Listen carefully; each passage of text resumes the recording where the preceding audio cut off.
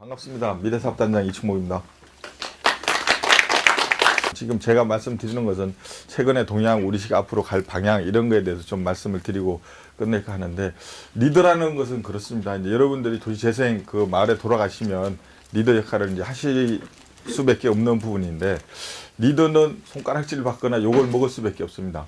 그거를 두려워한다면 리더가 진정한 리더가 될 수 없다는 것이, 얼마 전에 그 신문 보셨겠지만 김성근 야신 감독도 청와대 가서 그 강의를 할 때 그런 얘기를 했는데, 저도 항상 그런 얘기를 했습니다. 리더는 어떻게 욕먹는 자리다. 그 다음에 뭐 리더가 너 여기 버스에서 내려 이러는 게 비정한 것은 아니거든요.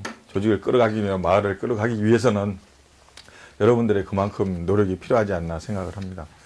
그래서 지금 아까 보신 것 같이 뭐 우리시 이제 도시 재생을 어떻게 할 것인가 이런 부분에 대해서는 아마 많이 얘기를 했습니다만은, 그 이제 재건축이나 재개발에서 이제 도시 재생 패러다임으로 넘어가는 부분은 여러분들 너무나 잘 아실 겁니다. 이제 뭐 우리 시도 많은 학습이나 경험을 했었고, 또 여기 있으신 분들하고 저하고도 많은 그 관계를 형성했던 부분이 있는데, 지금은 우리 시가 또 선두에 서서 뉴타운이라는 부분을 제일 먼저 취소시키고 또 빠르게 도시 재생으로 전환하는 부분에 대해서는 고무적이라고 저도 생각을 하고 있습니다. 그래서 여기 보시는 것 같이 이제 주체 대상 방식이 재건축이나 재개발하고 도시 재생은 완전히 탈바꿈합니다. 주민들의 위주로 갈 수밖에 없는 부분이기 때문에, 여러분들이 지금 밤 늦게 오셔가지고 이런 강의도 받고 또 교육도 하시고 밖에 나가서 또 전달도 하시는 부분이 되리라고 생각합니다. 그래서 여기 이제 그 제가 어저께 보다 보니까 뭘 할까 하는데, 가장 중요한 YTN에서 한번 보도자료 난 게 있습니다. 이걸 한번 보시고 시작을 하도록 하겠습니다. 네, 지역의 희망이다. 지난 6주 동안 이 시간에 도시 재생 사업을 통해서 쾌락한 지역을 살린 사례를 소개해드렸는데요. 오늘은 도시 재생의 성공과 실패 사례를 통해서 발전된 도시 재생의 길 찾아보겠습니다. 설다혜 기자입니다.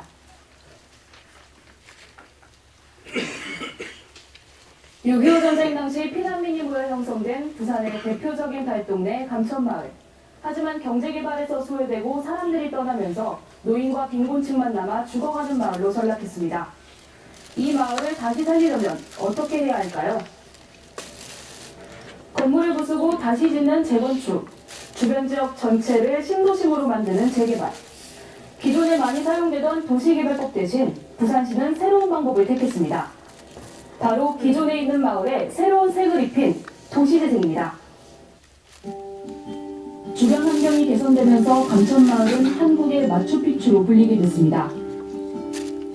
아기자기하고 예쁜 모습이 입소문을 타면서 연간 30만 명의 관광객이 찾는 부산의 명소로 변모했습니다. 돈이 들지 않으면서도 완벽하게 마을을 되살리는 도시재생. 부산은 또 다른 감천마을을 준비하고 있습니다. 산복도로 주변의 구봉산, 금광산, 천마산 안에 있는 9개 구역을 새로운 문화 아이콘으로 바꾸는 산복도로 르네상스 사업입니다. 재개발 재건축으로 시행할 경우에 지역의 그 소중한 자산과 공동체가 손해되기 때문에 이 사업으로 시행하게 됐습니다. 도시재생은 기본적으로 지역자치단체가 중심이 돼 진행합니다. 재개발, 재건축보다 예산이 적게 들고 지역 주민의 호응이 높다는 장점이 있습니다. 하지만 지자체와 주민의 지속적인 관심과 투자를 통해 관광객을 유치하지 못한다면 그 마을은 다시 쇠락할 수밖에 없습니다. 버려졌던 역을 문화공간으로 탈바꿈해 국토디자인대전 대통령상을 받은 충주 달천역. 지역 주민들이 도자기 공예 수업을 할 수 있는 실용적인 공간으로 변모했습니다. 하지만 도자기 공예 수업이 없는 날 달천역은 그야말로 텅 비어 있습니다. 예산 부족으로 지역 주민이 수업에 참여하지 못하면서 제 역할을 하지 못하는 겁니다. 시나 아니면 정부에서 좀 지원금, 이 프로그램 운영할 수 있는 지원금 좀 나왔으면 하는 부분들이거든요. 많지 않은 비용이지만은 조금이라도 좀 지원이 된다 그러면 아마 이 마을 주민들도 충분히 이런 여러 가지 체험이나 문화를 다 향할 수 있는 공간으로 아마 되지 않을까 생각합니다. 그래서 전문가들은 이제 도시재생의 주체가 바뀌어야 한다고 지적합니다. 지금까지의 도시재생 얘기가 지자체가 중심이 되고 주민이 참여하는 방식이었다면, 도시재생 2기는 주민이 중심이 되고 지자체가 주민을 돕는 형식으로 진화해야 한다는 겁니다. 우리는 그 사례를 전주시에서 찾을 수 있습니다. 마을벽 곳곳에 천사벽화가 그려진 전주 노중동 천사마을. 이 마을 주민들은 매월 정기적으로 회의를 갖습니다. 환경 개선과 당면한 문제 해결에 공동으로 대처하기 위해서입니다.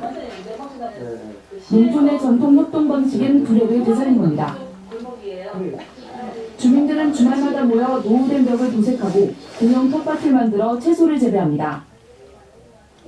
재배한 채소는 비빔밥 전문점을 통해 마을의 소득원으로 만들었습니다. 천사마을은 주민의 공동체 의식 향상뿐 아니라 도시재생을 통해 마을 스스로 지속적으로 발전하는 방안을 찾아낸 좋은 사례로 꼽힙니다. 아무런 자원이 없기 때문에 재생을 할 수 없는 곳, 이런 곳들인데 그곳을 좀 성공시켰다라고 하는 것이 좀 큰 의미를 갖거든요.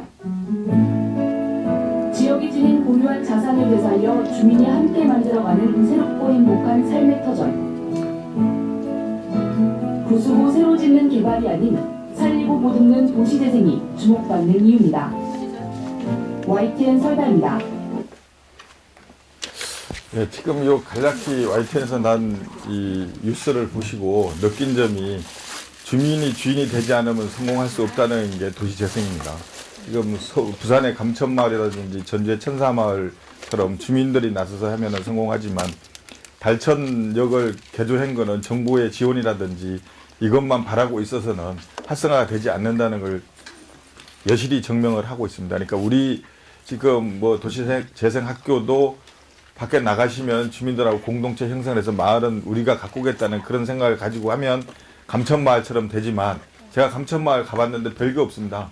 기존에 있는데 화분에다가 뭐 이렇게 도시 농업처럼 고추 심고 가지 심고 해서 골목길에 이렇게 좀 푸르게 만들고 할아버지 할머니들이 다 나서 꽃 심고 다듬고 이렇게 해서 조그만 조형물 하나 갖다 놓고 이런 거밖에 없는데 중국 뭐 일본 엄청나게 오더라고요. 거기 관광객들이. 지금 현재 또 폐단이 그런 거라잖아요. 마을 만들기 해놓으니까 구경 와서 뭐 서울의 이하마을이라든지 경리단길이라든지 딴 데 가보면 기존에 또 살던 주민들이 굉장히 피해를 본다는 거죠. 관광객이 너무 많이 와서.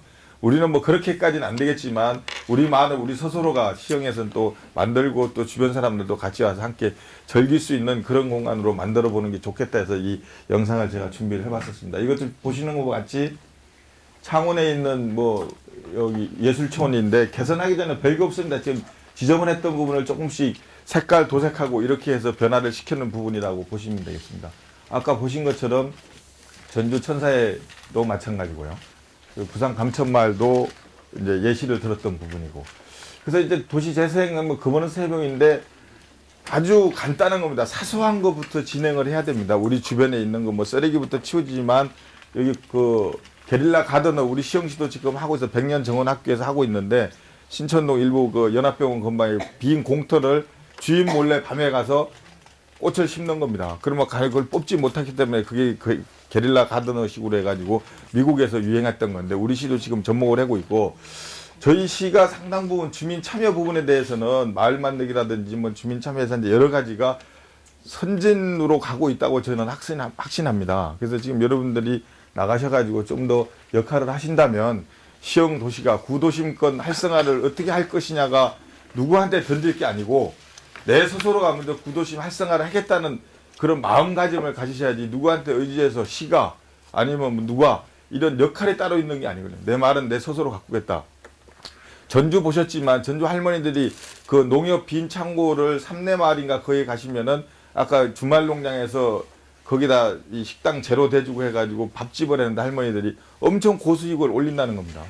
그런 사회적 경제까지 같이 이끌어주면 마을에서 살기도 좋아지면 또 일자리도 늘어나고 거기에 또 새로운 아이템을 도입하는 이런 부분으로 진행이 돼야지 진정한 도시재생이 된다고 그러지 간에서 주도하는 이런 부분은 이제는 지나갔다는 것을 말씀을 드립니다. 그래서 아까 말씀드린 것처럼 우리 시에서는 희망마을 만들기라든지 지금 참여하신 분도 많이 있을 겁니다. 이런 걸 좀 더 활성화시키면 좋다고 생각하고 참고로 제가 하고 있는 지금 105 신도시의 105 숲학교라는 걸 저희가 만들었었는데요. 한 40명 정도 됩니다. 이분들이 얼만큼 열정적이냐 그러면요. 자기네끼리 이 심화 과정을 지금 하고 있어요.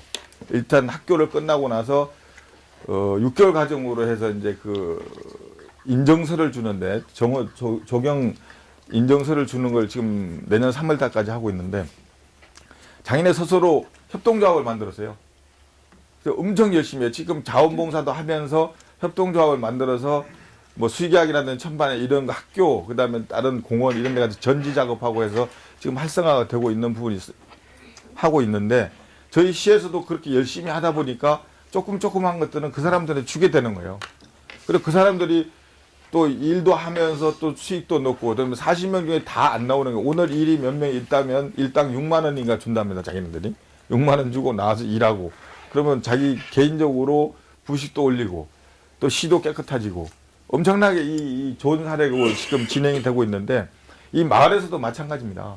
꼭 도시재생에 뭐 이 페인트 칠하고 뭐 꼭 깎고 이러는 건 아니거든요. 사회적인 거기에서 또 거기에 맞는 이 감천만 해도 뭐 호떡 팔고 아줌마들 할머니 칼국수 팔고 이런 거 순대 팔고 이랬는데 장사가 잘 되더라고요. 그 이하마을도 가면 마찬가지고 하나의 장점이라는 게 이 우리가 그 가스통 같은 거 꿀뚝 같은 게 이렇게 있는데 그거를 지금 우리 안시현 전 회장님 계시지만 그걸 예술 조형으로 만들어서 그게 또 사람들이 와서 사진 찍고 이러는 계단 자체를 물고기가 뭐 하늘로 올라가는 모양을 만들어놔서 거기에 또 관광객이 오는 이런 아이디어가 상당 부분 많거든요. 지금 아까 뒤에서 말씀드리겠지만은 저희가 이제 도일하고 모래골 부분에 대해서 지금 도시 뭐 주광경 정비 사업을 하고 있는데 그런 부분도 제가 강조하는 거예요. 거기에 맞는 뭔가 하나 아이덴티티나 아이디어를 접목을 시켜야 되는 거다. 도일은 뭐 시장을 가지고 활성화한다면 지금 시장도 엄청나게 많이 하고 있어요. 뭐 서울의 서촌이라든지 뭐 길동의 뭐 복마을시장 거기 뭐 도봉의 신창시장 이런 부분은 서울의 대표적인 시장들인데 아이디어가 무궁무진하게 나가고 있는 거예요. 그게 일반 전문가보다는 여러분들이 아이디어를 내는 부분이 훨씬 효과적이라는 거예요. 왜? 지역에서 매일 보고 매일 나오니까 전문가들 한번 초빙을 해보면 이 책에 있는 내용이나 다른 데 사례, 외국의 사례만 접목을 하는 부분이 많기 때문에 그것도 필요하지만 우리가 현실 속에서 접목할 수 있는 부분이 가장 중요하다. 그래서 발로 뛰는 우리도 공무원도 마찬가지로 이런 발로 뛰고 구석구석 봐서 여기에 뭐를 넣고 여기를 뭐를 넣고 어떻게 바꿔야 된다는 것을 제안을 해야 된다는 거죠. 그리고 우리 시는 거기에 맞춰서 뒤에서 도와드리는 역할을 하겠다 이런 부분이고 아주 아마 이 백오 숲학교는 앞으로 좋은 사례가 될 것 같아요. 주민들 스스로가 하고 그래서 이 105세 공원을 만들게 되면 이 사람들한테 또 설계부터 관리 이런 것까지 다 맡길 계획으로 지금 추진하고 있기 때문에 도시재생도 앞으로 기업입니다. 우리 말이 잘 되면 우리 여기 저 김정식 통장 와 있지만 앞으로 우리 말을 잘 되면 나중에 강의도 다니시고 또 오고 그런 걸 팔아먹을 수도 있는 거예요. 등록을 해서.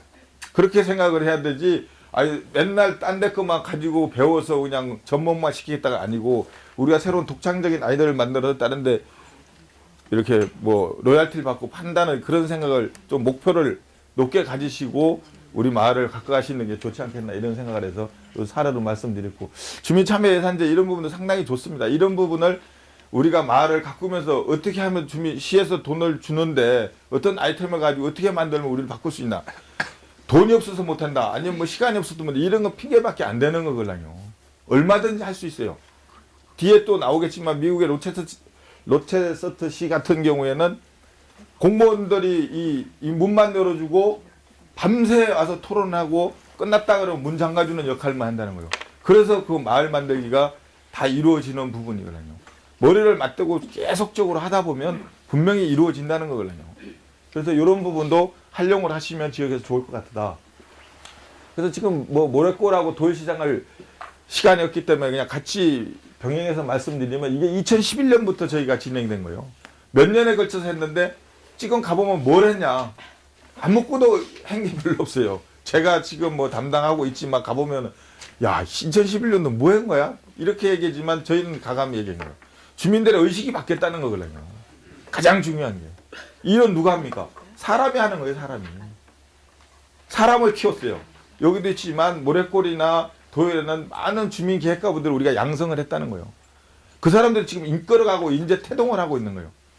도일도 날가 없어지는 마을에 가는 레지던스 그 작가들하고 해가지고 지금 그걸 조금씩 안전에 돈 들여 리모델링 가 자기 스스로 고쳐서 그게 거점 역할을 공동체의 거점 역할을 하는 부분이 있고 모래골도 마을 허브센터라 가지고 오래된 건물을 사서 민간기업하고 컨소시엄을 해서 지금 리모델링 사업을 해서 거점 역할을 하고 이런 부분이 조금의 변화가 일어나는 거예요. 몇 사람이 모여서 청소하자. 토요일날 청소하자. 여기 하자. 여기는 들어가지 마라. 이런 룰을 정하는 것부터 시작이 되는 게 도시재생이라고 생각하거든요. 급속하게 변하는 건 아닙니다. 조금씩 변해서 모자이크 만들듯이 들어가야지만 이게 하나의 퍼즐이 완성되는 것이지 이게 넣는다. 우리 한국 사람이 좀 조바심이 많잖아요. 저도 마찬가지지만 빨리 하는 것만은 좋은 건 아닙니다. 우리 역사가 지금 이때까지 빨리빨리 해서 개발됐지만 지금 개발되다 보니까 공동체 회복도 인간성 없어지고 모든 게 다 없어져 다시 거꾸로 돌아가는 쳇바퀴 도는 거예요. 이 도는 게 저희도 행정을 하면 20년 전의 행정이 지금 다시 오는 거예요. 시대는 달라가고 있지만 행정은 그때 보면 비슷한 거 이름만 바꿔서 다시 도는 거거든요. 그래서 우리가 가장 지금 굶주려하는 게 아파트 생활이나 이런 데 보시면 정의잖아요. 정의도 마을이 없다. 마을과 정의 있는 걸 느끼기 위해서 도시 재생을 하는 것이고 고치면서 살자. 거기서 또 어떤 일자리도 찾고 같이 이런 부분을 맞춰주는 거예요.